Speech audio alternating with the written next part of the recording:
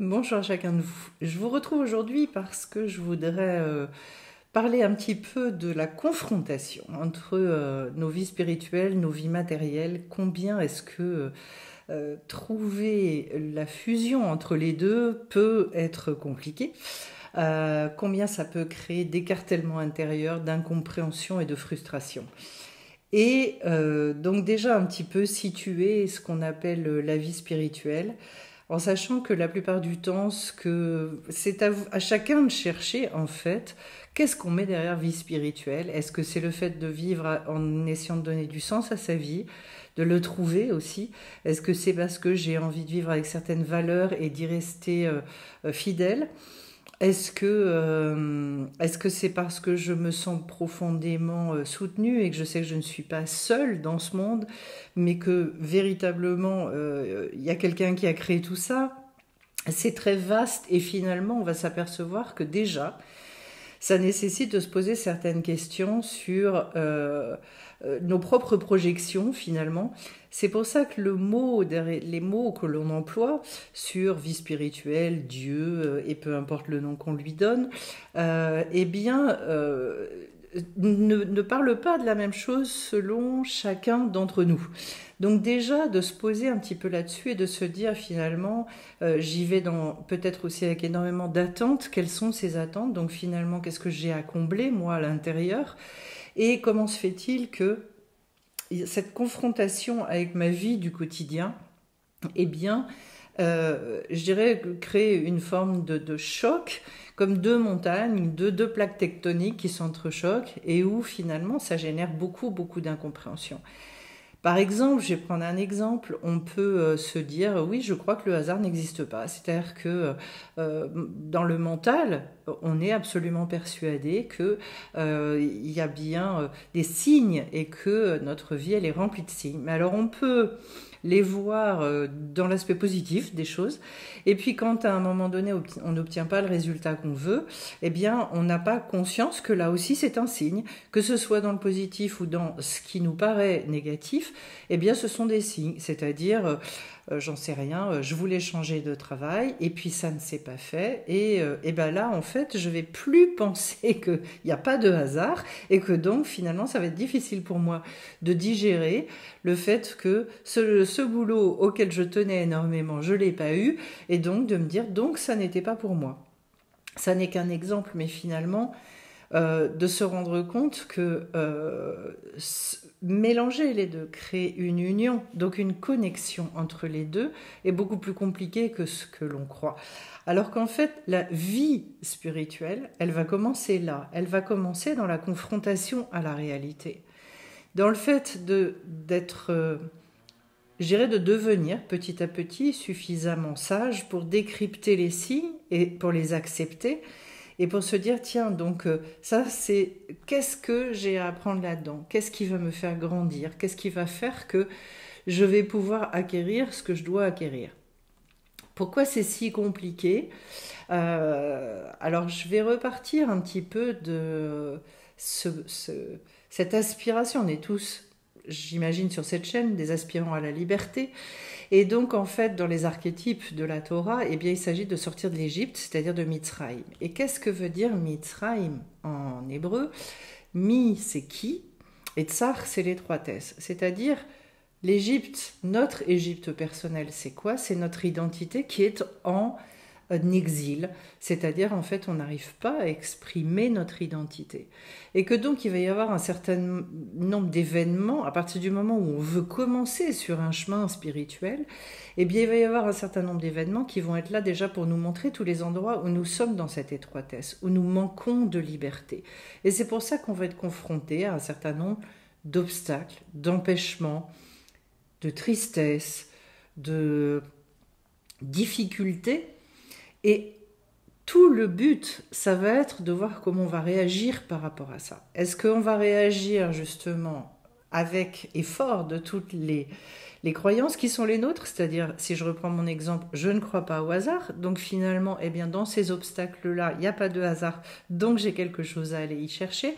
Ou alors au contraire, est-ce que là, on va se dire...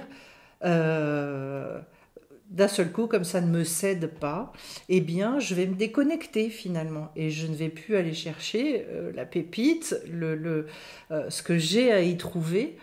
Et je vais finalement m'effondrer dans mes croyances, dans ma émouna, dans la confiance que j'ai dans la vie, et cette fois-ci sombrer dans une forme de désespoir. Voilà, même si c'est sur un petit sujet, même si c'est d'ailleurs,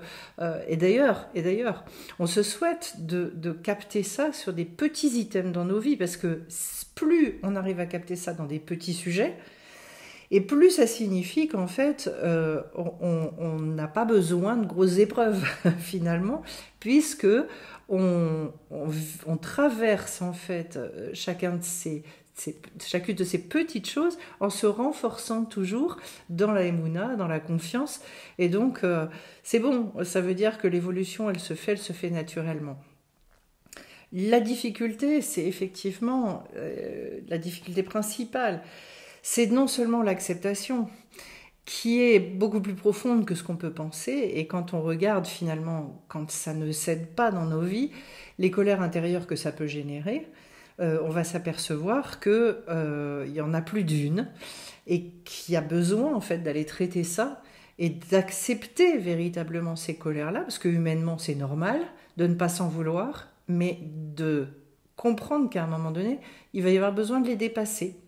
Alors, par rapport à l'exemple que je vous prends, eh bien, du coup, le gros souci derrière, c'est qu'il va y avoir deux façons de réagir. Soit il va y avoir une façon, on en a parlé, de sombrer dans le désespoir, dans une forme de colère, de désespérance et de résignation finalement. Alors là, par exemple, si je vais prendre un autre exemple, si par exemple je sais j'ai un item dans ma vie, je suis timide et j'arrive pas à m'exprimer et j'ai toujours envie de maintenir la paix dans les relations, j'ai horreur des conflits, mais bon, je me dis c'est comme ça, je suis comme ça et c'est terminé. Ça veut dire qu'en fait, je vais pas travailler sur le fait à un moment donné de savoir exprimer les choses, tant pis, j'y renonce. Ça, c'est un mode de comportement qu'on peut avoir d'ailleurs dans certains items et pas forcément dans tous dans nos vies. Soit il peut y avoir un deuxième type de comportement qui est non, même pas en rêve, je continue à vivre avec ça, mais cette fois-ci, je vais chercher à venir à bout de ça avec mes petits points. Et bon, si je vais sur ce terrain-là, je pense que chacun va pouvoir réaliser à quel point, eh bien, ça ne marche pas. En tout cas, pas de façon pérenne. Ça ne permet pas une guérison complète, c'est-à-dire qu'en fait, on est fréquemment, on nous ressort des situations où il va falloir se reconfronter à la chose pour qu'il y ait vraiment, vraiment une libération totale, une sortie totale de cet enfermement-là, et qu'à un moment donné, eh bien, quand on change d'exercice dans la vie, c'est là qu'on se rend compte que, d'accord, donc si j'ai changé cet exercice-là, ça veut dire que ça s'est guéri, ça s'est résolu, et que donc la liberté à ce niveau-là, je l'ai maintenant. Et que vous avez bien compris que ce soit dans la phase de résignation ou que ce soit dans la phase de je vais y aller et je vais m'efforcer, moi, tout seul, de résoudre le problème, eh bien ça ne fonctionne pas. C'est-à-dire que, et là j'en reviens à cette vie véritablement spirituelle, à savoir est-ce que j'ai conscience, est-ce que j'ai compris profondément que si je continue à vouloir tout faire seul et en ne comptant que sur moi, eh bien ça ne marchera pas.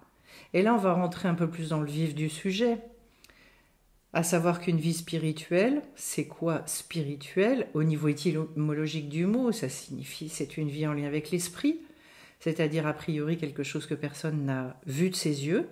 Voilà, on serre rarement la main à un esprit, ça n'est pas possible. Et donc, en fait, c'est comment est-ce que j'arrive à vivre systématiquement dans cette connexion-là.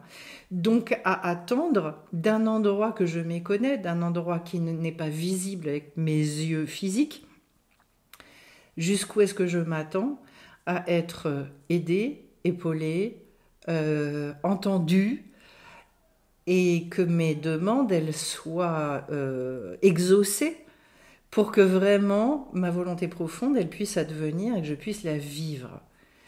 Et là s'ouvre, je dirais, un monde complètement nouveau. un monde qui est véritablement le monde de la Emouna, dans lequel on va être amené à se poser tout un tas de questions, c'est-à-dire finalement, est-ce que moi j'ai conscience dans mon quotidien d'être une créature, donc de ne pas être indépendant par rapport au souffle de vie, par rapport au fait qu'il y a bien quelqu'un au-dessus de moi qui est beaucoup plus puissant que moi. Là encore, quels que soient les noms qu'on donne à ça. Alors aujourd'hui, on a énormément de mal à mettre des noms pour, à mon sens, pas mal de raisons. Alors, notamment en France, parce que la France est le pays de l'athéisme, le pays de la laïcité. C'est je dirais, le père fondateur voilà, de cette laïcité. Avec, je dirais, des bons aspects. Hein. On n'est pas là pour remettre cette chose-là en cause, mais en revanche, qui est également le pays des Lumières, c'est-à-dire le pays qui dit c'est l'homme qui prédomine sur tout et c'est l'homme qui va exercer sa puissance absolument dans tous les domaines. Donc c'est l'homme qui s'auto-engendre, c'est l'homme qui se crée, etc. Et que là, et je pense que par rapport à l'actualité dans laquelle nous vivons, avec les dirigeants que nous connaissons les uns et les autres, eh bien, on a quelques exemples sous les yeux et qu'on a quelques références sur ce que ça donne. À quoi finalement on en arrive quand l'homme prédomine sur tout, quand l'homme se met au centre de sa vie comme étant le propre créateur de sa vie. Et voilà ce que Sartre avait appelé l'auto-engendrement, c'est-à-dire finalement je suis le fruit de mes œuvres, de ce que moi j'arrive à faire avec mes petites mains et je ne dois rien à personne. Et que c'est une vraie question. Alors, il y a ce que l'on peut avoir dans la tête en se disant non, raisonnablement, c'est pas ça que je crois. Et puis en même temps, eh bien, quand on se regarde vivre, on peut s'apercevoir que c'est pas parce que philosophiquement, je crois qu'effectivement il y a autre chose, que matériellement et concrètement, je vis avec cette conscience qu'il y a autre chose. Et c'est là où finalement il y a le choc des titans qui nous ramène à notre réel niveau spirituel. C'est-à-dire, je peux avoir toutes les croyances dans la tête que je veux, mais à partir du moment où je ne le vis pas, ça veut dire qu'en fait, je ne le crois pas. Tout simplement. Parce que ce en quoi on croit profondément, on le met en œuvre. Après, c'est un chemin, bien évidemment. Mais je voulais, et je pense que c'est extrêmement important de poser ces bases-là. C'est pour ça que dans la sagesse hébraïque, on va dire, c'est très important de regarder aussi l'actualité, mais de le regarder avec un œil qui a pris beaucoup de recul, avec l'œil de l'aigle, pour finalement réussir à percevoir ce qu'on est en train de nous dire. Parce que si on ne croit pas au hasard, encore une fois, donc c'est de se dire qu'il n'y a pas de hasard sur les dirigeants qui sont à la tête des pays aujourd'hui. Alors, puisqu'on est français, que je m'adresse à des Français, je parle à eux. Et j'ai envie de leur dire, ça signifie quoi et quelle est la mentalité, l'esprit global qui est au-dessus de notre pays, qu'est la France. Eh bien, si on regarde un petit peu comment les choses sont faites et sont dirigées, on est bien dans la toute-puissance de l'être humain qui est dans une déresponsabilisation extraordinaire des difficultés auxquelles il est confronté, en disant toujours c'est pas moi, c'est l'autre. Et qui finalement en arrive à, je dirais, se maintenir et agrandir des fossés et des difficultés énormes, et qui, au lieu de recréer l'unité, au lieu de recréer la paix entre les êtres, crée une espèce de bazar inouï. Et c'est un petit peu, je dirais, le reflet de ce que l'être humain il vit à l'intérieur. C'est pas un petit peu, c'est complètement le reflet de ce que l'être humain vit à l'intérieur de lui-même. C'est-à-dire dans tout ce que je vous ai expliqué, dans ce choc entre vie matérielle et vie spirituelle, eh bien se crée comment est-ce que je peux appeler ça? Se crée un quelque chose qui explose à l'intérieur de soi, qui est dangereux d'ailleurs quelque part, parce que finalement ça peut rendre fou quelque part, et on le voit, parce que notamment on est confronté à beaucoup de mensonges, donc quand on vit ça à l'intérieur de soi, ça veut dire mais pourtant moi je crois à ça, et en même temps dans ma vie du quotidien, dans le concret, eh bien je me rends compte que je n'y crois pas du tout. Et donc en fait l'une des premières choses qu'il va falloir aller regarder, c'est cette vérité-là, pour se dire j'aimerais bien avoir tel et tel niveau, j'aimerais bien croire que, mais en fait quand je regarde dans ma vie concrète et matérielle, je m'aperçois qu'en fait j'y crois pas du tout, et que c'est là que le travail va commencer réellement. Autrement dit, en fait, c'est la base de tout va être le fait d'accepter le niveau dans lequel on se trouve, et d'où tout l'intérêt de la vie concrète et de la vie matérielle. Et c'est pour ça que dans la manière dont transmettent les sages, il n'y a pas de dichotomie entre vie spirituelle et vie matérielle. Il y a au contraire, je dirais, un mariage extraordinaire entre les deux, puisque cette vie matérielle est le ferment, elle est la base, à partir de laquelle je vais pouvoir mettre en œuvre, concrétiser, réaliser tout ce en quoi j'ai envie de croire profondément. Et donc je vais pouvoir induire, comment est-ce que je peux dire, exprimer une volonté très puissante jusqu'à ce que cette volonté-là, elle trouve un espace dans le concret, dans ce monde, pour se matérialiser. Et ce qui nous énerve prodigieusement, c'est quand on est persuadé de quelque chose et qu'en même temps on ne le voit pas advenir dans la matière. Et donc à l'intérieur, il y a d'un côté cet appel, ces aspirations, et de se dire mais pourtant je le sais que c'est comme ça que ça marche, et en même temps oui mais j'arrive pas à le vivre. Qui sont ceux qui sont restés coincés en Égypte ? Qui sont ceux qui finalement ont laissé dans cette étroitesse et ont laissé de côté cette identité profonde? C'est tous ceux qui n'ont pas eu suffisamment confiance dans le fait que toute cette alchimie, c'est la vie qui l'a fait. La vie, c'est Dieu, c'est vous mettez ce que vous voulez. Voilà. Et il faut se réconcilier avec cette histoire-là en se disant que on n'a pas là d'aspect religieux dans le mauvais sens du terme. On n'est pas là-dedans, mais bel et bien d'arrêter de penser que dire Dieu, c'est un gros mot. Voilà. Non, dire Dieu, c'est tout simplement une appellation. C'est pour ça que je préfère le dire en hébreu, puisqu'en hébreu, c'est Hachem, et que Hachem, ça signifie le nom, et qu'il n'y a pas de connotation. C'est comme ça. Voilà. Comme on ne sait pas quel nom donner, on donne le nom d'Hachem.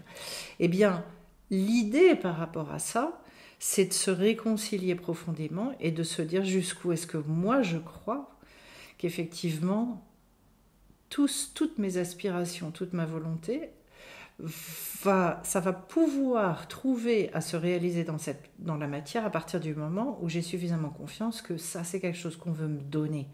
Puisqu'en fait, la seule chose qui nous appartienne vraiment, c'est notre volonté. Donc jusqu'où je vais m'accrocher à cette volonté, jusqu'où je vais avoir la émouna et en Hachem, dans la vie, et en moi également. Puisque s'il me manque l'un ou l'autre et que je ne me fais pas assez confiance à moi aussi, c'est un problème, c'est un souci. Voilà, c'est pour remettre le débat aussi dans un endroit beaucoup plus pragmatique, puisque ce qu'on entend beaucoup à droite et à gauche, et ce qui est assez, je dirais, insupportable à entendre, c'est tous ces discours d'une vie spirituelle qui sont complètement évanescents, qui sont complètement ésotériques, qui nous parlent d'une espèce d'ailleurs. C'est-à-dire où là on peut inventer n'importe quoi en fait, d'un monde qu'on ne voit pas, d'un monde qu'on ne pressent pas, où on va aller rechercher beaucoup plus des sensations, voilà, à se faire et à vibrer sur certains plans. Et puis finalement, quand on revient à notre réalité, il n'y a rien qui a changé, rien du tout. Alors qu'en fait, le judaïsme propose exactement l'inverse. C'est-à-dire, on va commencer par rentrer dans le dur. Autrement dit, si vie spirituelle il doit y avoir, elle ne peut passer que par la matière. Et donc, si je n'accepte pas, et si je dis pas un grand oui à la vie, ça veut dire que la vie spirituelle, même pas en rêve, je vais commencer à la vivre. Je vais pouvoir me faire tout un tas d'illusions, de fantasmes sur absolument tout, me faire croire que je suis comme ci ou comme ça, que je vais dans tel et tel monde et que je rencontre telle et telle entité et machin, etc. Alors qu'en fait, il ne se passe rien, mais rien du tout. Et donc, la véritable, je dirais, marque du fait qu'on a commencé sur ce chemin-là, c'est le fait d'accepter de se confronter finalement à toute la réalité de notre vie et de se dire ok, maintenant je vais aller mettre les mains dedans. Vous voyez à quel point opposer vie spirituelle et vie matérielle est une hérésie, c'est une aberration totale. Et que le fait de croire qu'il faut forcément aller se mettre complètement en marge du monde, dans le judaïsme, c'est interdit. C'est-à-dire que quand il y avait des prophètes ou n'importe quelle personne de la communauté qui, à un moment donné, ressentait le besoin de s'en extraire et d'aller à l'extérieur, et qu'il revenait, il était obligé de demander pardon, d'être parti de la communauté et d'avoir quelque part abandonné et que la communauté n'ait pas pu profiter de sa présence, de sa lumière, etc. Vous dire à quel point, en fait, il y a là un changement de paradigme, un changement complet de vision. Et pourquoi est-ce que ça me tient tant à cœur? Parce que, en fait, c'est pour chacun puisse comprendre que sur ce chemin-là, il y a une évolution dans la vie concrète qui est extrêmement puissante et extrêmement forte. Et que cette opposition-là, qu'on nous vend à tour de bras, à droite et à gauche, d'abord c'est du mensonge pur et simple, et qu'en plus, ça empêche justement d'améliorer la qualité de vie, d'aller vers tout ce à quoi on aspire, à savoir le bien-être, à savoir la joie, à savoir les kiffs véritablement. C'est-à-dire qu'il n'y a pas tellement de différence, il n'y a même aucune différence entre une spiritualité déconnectée qui cherche finalement, je dirais, des moments de shoot, en fait, exactement comme avec un pétard, avec ce que vous voulez, pour décoller de ce monde. Et donc, oui, des drogues, voilà. Donc ça n'a pas d'impact dans votre vie réelle. Une spiritualité comme ça n'est pas... ça n'a aucun intérêt. Je dis aucun intérêt. Et c'est pour ça que si vous êtes sur un chemin de vérité, c'est-à-dire que vous vous dites, mais non, mais en fait, moi, je veux kiffer ma vie. Moi, je veux véritablement vivre à un autre niveau. En ressentant intuitivement qu'il y a des possibilités de vivre complètement différemment, alors à ce moment-là, cherchez véritablement une tradition, des personnes qui incarnent ce qu'elles vous transmettent et qui, je dirais, ont des conseils probants, qui parlent un langage qui vous parle dans votre vie à vous de façon extraordinairement concrète et pas des grandes phrases qui finalement n'ont pas de lien avec votre le côté concret. C'est pour ça que la plupart du temps, en fait, je cherche à ramener les personnes qui viennent vers moi avec ces recherches-là. La première chose, c'est de les ramener dans le concret, de les ramener dans leur vie matérielle, quotidienne, à quoi je me confronte. Les voilà les messages. Voilà là où il y a des pépites extraordinaires à aller trouver. Voilà ce que je pouvais vous dire pour finalement sortir de cet écartèlement et sortir de ces frustrations permanentes, de cette colère, le fait de se dire au bout d'un moment finalement, mais ce qu'on nous vend, ça n'a rigoureusement aucun sens et ça me maintient en esclavage et je finis par me désespérer. Non, ça veut dire que tout simplement on n'est pas au bon endroit, mais ça ne veut pas dire qu'il n'y a pas effectivement quelque chose qui existe et qui vous dépasse et qui est là et qui vous aime et qui veut véritablement vous amener à la vie avec un grand V. Voilà ce que je pouvais vous dire.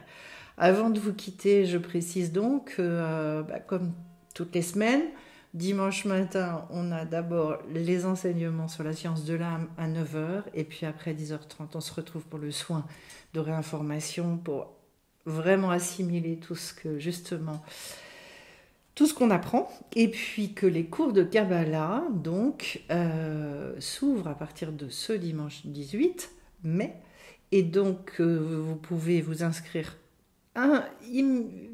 simplement par envoi d'un mail et venir participer pour comprendre un petit peu toute cette science-là, la science donc avec toute la création du monde, en sachant que qui connaît la création du monde connaît aussi, puisqu'il est dit que l'être humain c'est un univers entier à lui tout seul, peut avoir énormément de réponses également sur la manière dont lui va fonctionner, sur ce par quoi on passe obligatoirement, et pour trouver des pépites, pour s'aider justement à mieux se connaître et à se réconcilier avec tout un tas de choses.